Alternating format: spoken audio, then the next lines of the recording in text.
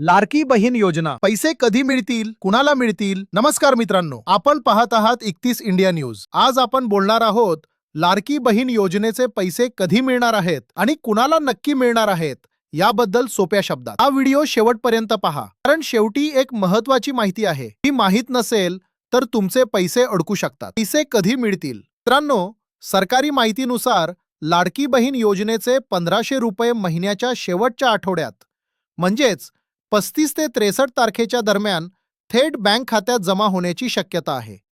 हे पैसे DBT direct bank transfer या पद्धतीने येतात। कुणाला पैसे मिळतील?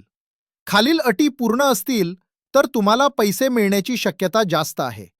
तुमची ई-केवायसी पूर्ण आहे, आधार कार्ड बँक खात्याशी लिंक आहे, बँक खात्याचं डीबीटी ॲक्टिव्ह आहे, अर्जाची स्थिती अप्रूव्ड आहे, अशा महिलांना 1500 रुपये खात्यात जमा होतील। कुणाला पैसे मिळणार नाहीत? खालील कारणांमुळे तुमचे पैसे अडकू शकतात। ई-केवायसी पूर्ण नाही, आधार बँक लिंक नाही, डीबीटी इनॲक्टिव्ह आहे, अर्ज पेंडिंग किंवा रिजेक्टेड आहे। म्हणून आजच तुमची माहिती तपासा। ई-केवायसी का महत्त्वाची आहे?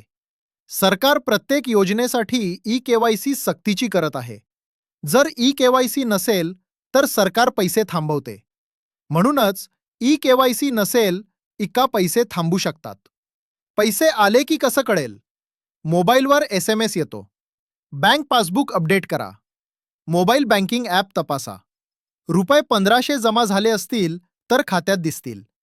पैसे उशिराने आले तर? कधीकधी सरकारी तपासणी किंवा बँक प्रक्रियेमुळे पैसे थोडे उशिराने येतात। घाबरायचं नाही, पण स्टेटस तपासणं गरजेचं आहे। पैसे अडकले असतील तर काय करायचं?